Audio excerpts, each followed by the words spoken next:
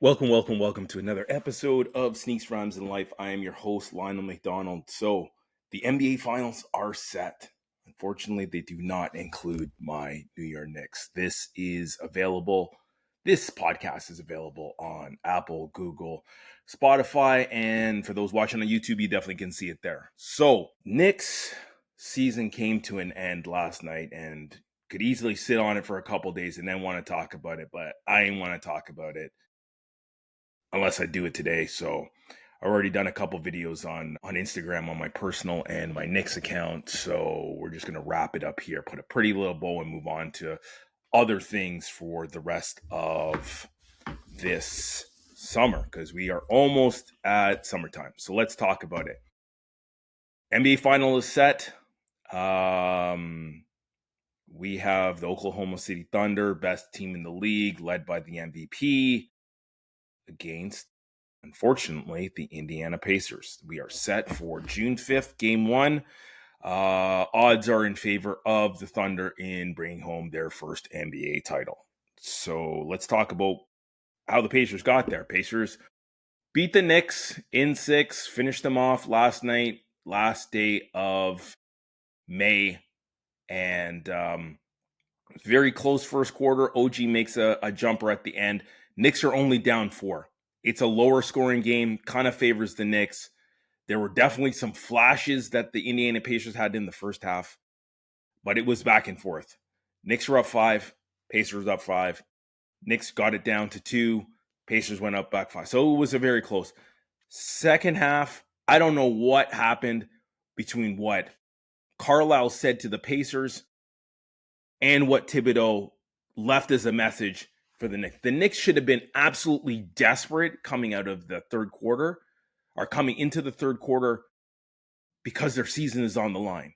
Because if they can't find a way to win, they are done. They are on the way to Cancun, Miami, wherever you want to vacation. But the season would be over. You would be going back to Madison Square Garden Monday morning to clean out your locker. And I wouldn't say the Knicks were terrible or there was no effort, but there wasn't enough. We were not desperate enough. We didn't get scoring from the bench. Cat was a little erratic. Hats off to Andrew Nebhard from Toronto or from Canada. Played some amazing defense on Jalen Brunson. Was frustrating him. Jalen Brunson freaking headbutted him. They missed it.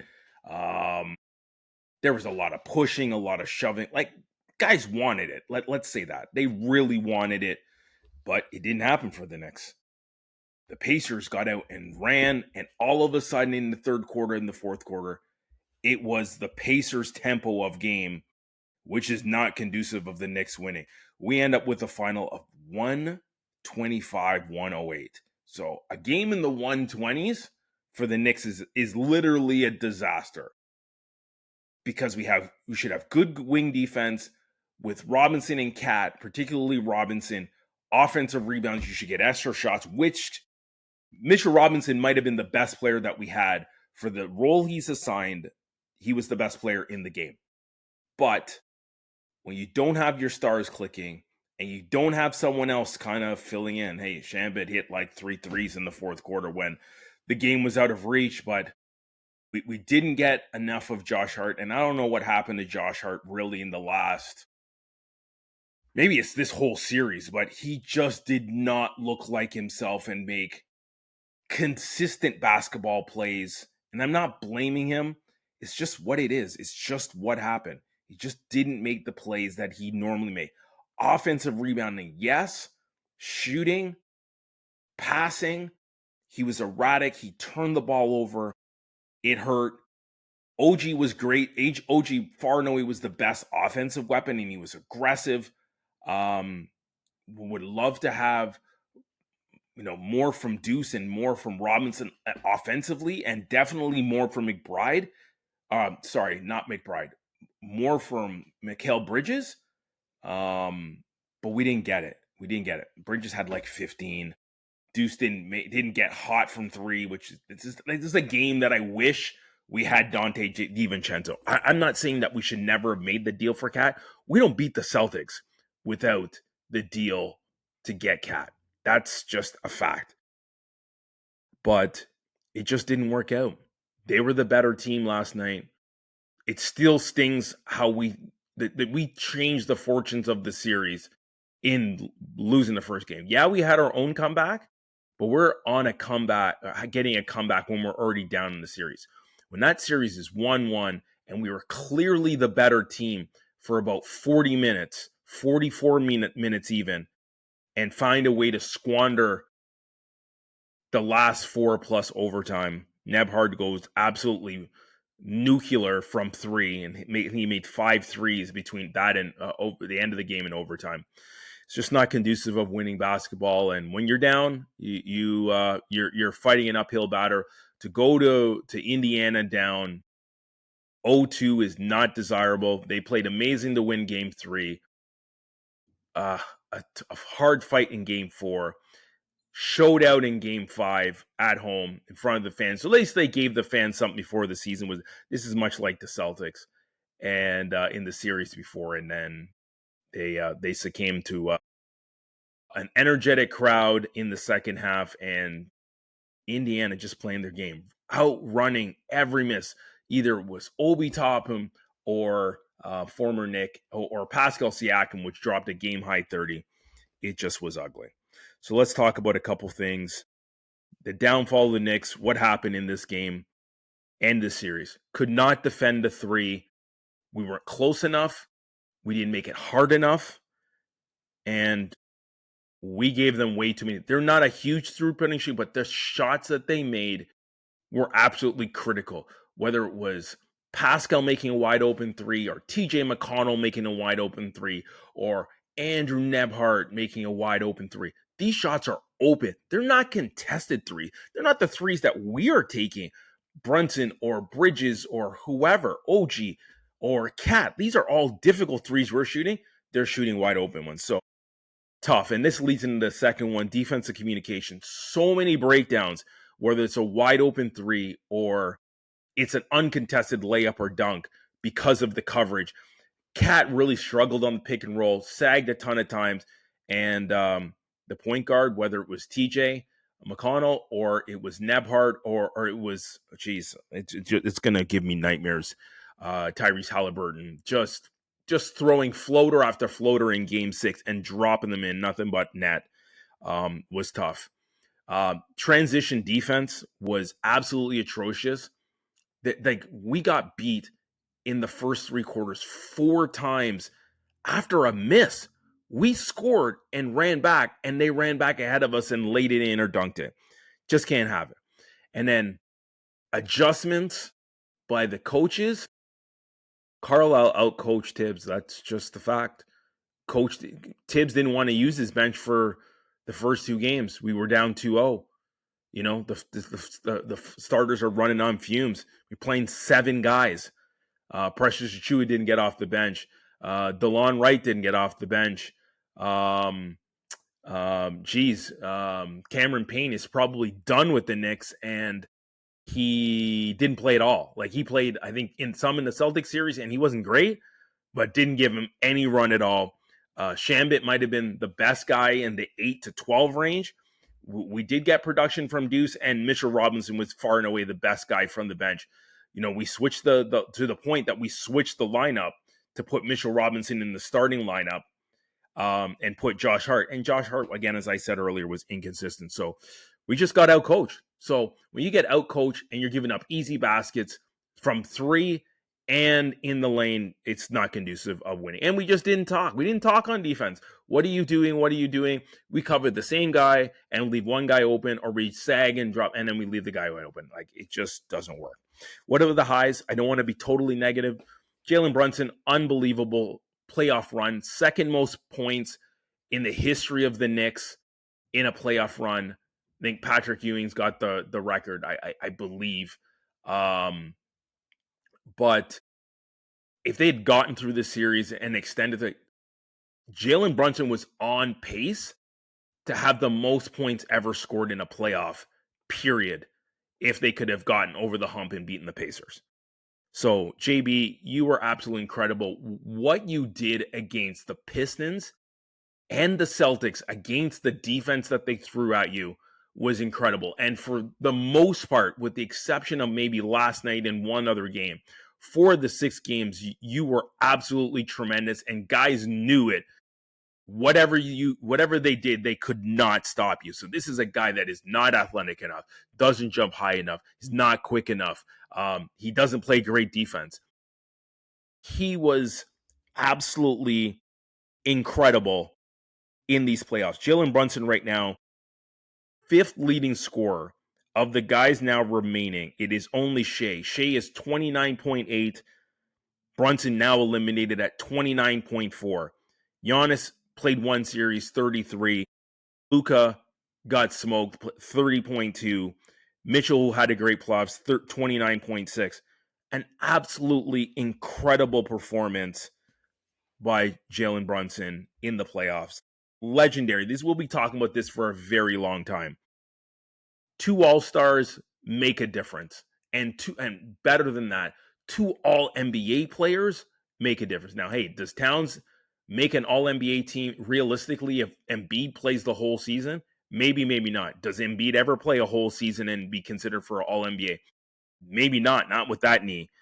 Towns' knee does concern me. Hopefully he can get right in the offseason. Hopefully JB can get those ankles right. But 2 All-Stars made a difference. And the trade, we don't get over Boston with Julius Randle. You saw Julius Randle fizzle against OKC in the last game. Like, he shot one shot in the second half with the season on the line, and they got dismissed like we got dismissed last night. So, T-Wolf fans, I feel you. You have an amazing star. The complementary players kind of let you down a little bit against a very good team. So, can I argue Pacers and OKC? No. These might be the best representatives for the finals, despite I wanted the Knicks. And I think the Knicks just match up well enough against the Thunder that this could have worked. And then, hey, off the bench, limited minutes, and hey, ultimately Mitch became a starter. Mitch and Deuce were fantastic in their respective roles. Deuce handled the ball to take pressure off JB, made some clutch threes, some great pull-up jumpers, played some intense defense, and Mitchell Robinson was the best rebounder outside Cat. Now, Cat had the most rebounds. He's 4th in rebounds overall in the playoffs, like at 11-7. But the reality is Mitchell Robinson had the most impactful rebounds, and I think he leads the NBA in offensive rebound. I think he had 5 or 6 last night alone. So where does that leave us as we wrap up? Questions that we got: what happens with the bench? 8 through 12 is the problem. 1 through 7 were good.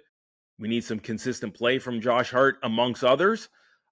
We paid a lot for Mikal Bridges to play better defense in critical moments. He did it. He definitely did against the Celtics. It just didn't happen in the same way against Indiana.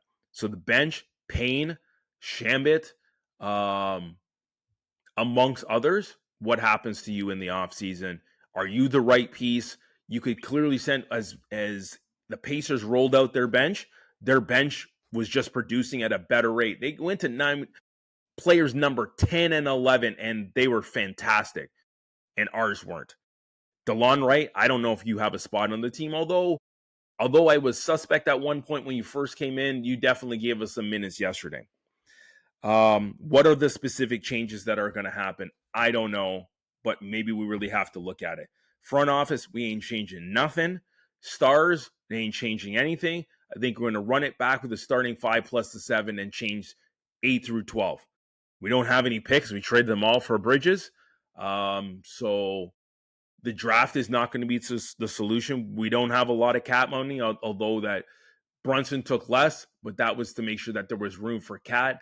And obviously, OG is the highest paid player on the team, and then Bridges is not cheap.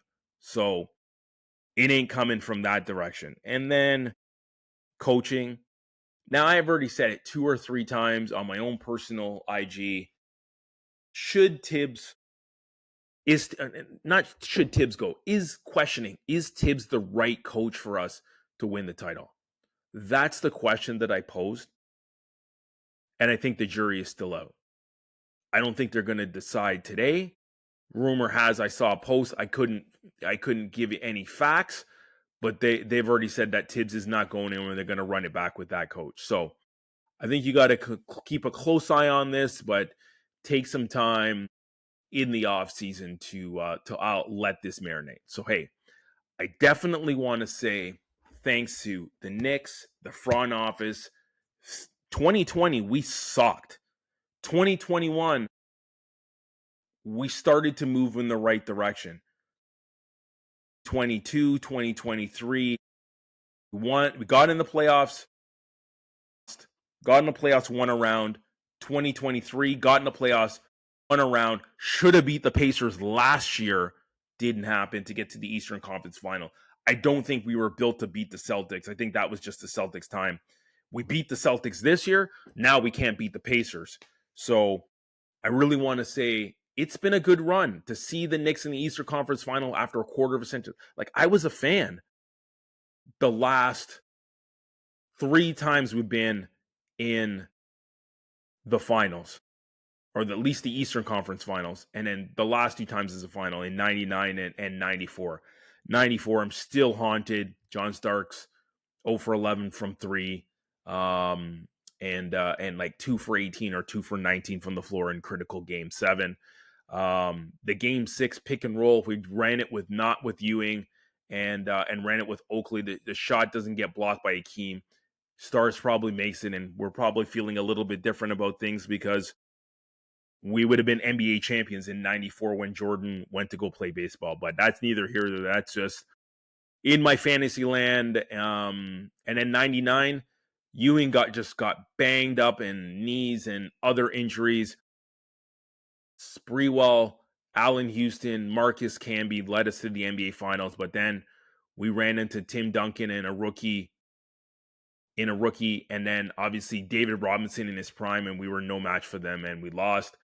Made it to the Eastern Conference Final again the next year against the Pacers, but the Pacers got us that year, and I think that was the Ewing finger roll year that he missed off the back iron, and hadn't been back ever since, until this year. And we had so much heart, we gave us some hope, but it didn't all materialize. So thank you to the Knicks. Thank you, JB, Towns, OG, Bridges, some amazing plays against the Celtics that I'll never forget, like game-winning stops. I already said Cat. Obviously, Josh Hart, some amazing plays, some like sell your soul to get a rebound. I still love you. You're one of my favorite Knicks that I've ever got a chance to watch. Mitch and Deuce, some huge plays to get us to this point, but it is a little short. And then, hey, shout out to the rest of the bench. Shout out to Tibbs. Shout out to the front office. Walker back pages. Knicks fan TV. Your NYC. Let me think. Big Nick Energy. My friend Millie Media. Salute. Mrs. Knicks. Champ Tyson. Sheldon. Blase. G-Mackin, all of my fellow Knicks friends, thank you for the support. Thank you for the engagement. Red Factor, the list is deep. The celebrities jumped on board. Hey, Anne Hathaway, you may be one of the biggest ones. All the Knicks alums, Ewing, Starks, Allen Houston, Sprewell, rest in peace, Anthony Mason. Oakley, I'm sure, was cheering in spirit. He hasn't come around to come back into the Garden, although that's been passed. But the mark has already been done. LJ, Marcus Camby, Charlie Ward, I'm sure, was in the house. Walt, Clyde Frazier, obviously the legend. BK, Bernard King, like Stephon Marbury, Jamal Crawford. We've just never seen this many stars. Like, the Knicks do it better than any other team. The fan base is absolutely a tier above any other fan base in the NBA and maybe in professional sports. But shout out to all of you on an amazing season. So much fun, so much excitement, but we just didn't get it done. And that's what we got to live with right now. So salute to the Knicks. On to the next season. Lots of other basketball to watch. Again, as I said, I'm going to go watch CEBL, which is the Canadian Elite Basketball Association. Scarborough Shooting Stars are in the house. Back at it. 2 years ago, we were the champs. Watching a ton of WNBA, and we got stars injured everywhere. Jeez, my fantasy team is a disaster after E.T. Thomas out of newly acquired to go to the Mercury is injured now. My MVP favorite Queen P is also injured. It's up and down right now with my LA Sparks that I'm cheering for because of Kelsey Plum. But it's like two teams that are like head and shoulders better than everyone else. Nafisa Collier and the Minnesota Lynx. She's a little banged up. Hopefully she's back today. If not, she'll be back hopefully at some point next week. And then the champions, the Liberty, they just look better than everyone else. Maybe we'll see the aces come around. Jewel Lloyd has been a little inconsistent. Having their original big three together, they look nice. And then we just got some other people just trying to figure some things out. Whether it's the Wings or the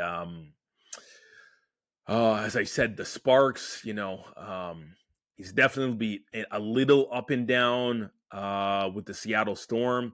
I think the Mercury are going to be better than people think. And then I think we got some things cooking with the Atlanta Dream. I think you can't sleep on them at all. So it's going to be a very good NBA season. I didn't even mention the Indiana Fever, which I gave huge props and shout outs to. Caitlin Clark's banged up right now. She's got a quad strain, out for a couple weeks.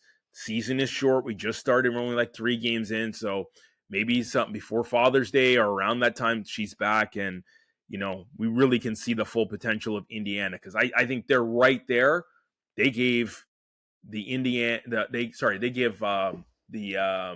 the New York Liberty all they could handle. They had the game in hand and blew it last weekend, and then Caitlin got injured the next game. So season will be very interesting. We got Canadian basketball, amongst other things, Hoop Queens in Toronto. Really excited to see how that league runs out again in year 4, but Knicks are out. So we got to address it. We got to talk about it. But thank you for listening. Stinks Rhymes Life on a Life Edition Sports. Knicks, NBA Finals set. Maybe we'll have to talk about the finals once it's all said and done. My prediction, I was salty on Instagram already, Thunder in 5. Can't cheer for Indiana. It's like the Mets cheering for. Now, I'll take that back. It's like the Red Sox cheering for the Yankees. It ain't happening. It's just not. It's like the Commanders or the Eagles cheering for the Cowboys.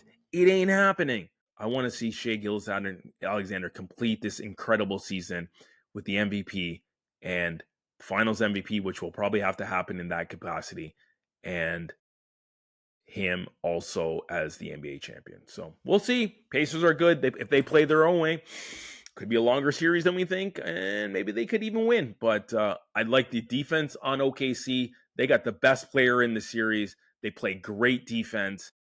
I think the coaching is solid, and they'll adjust better than what Tibbs did. So we'll see. Thunder in 5. Let's go. This is Sneaks Rhymes and Life. We out.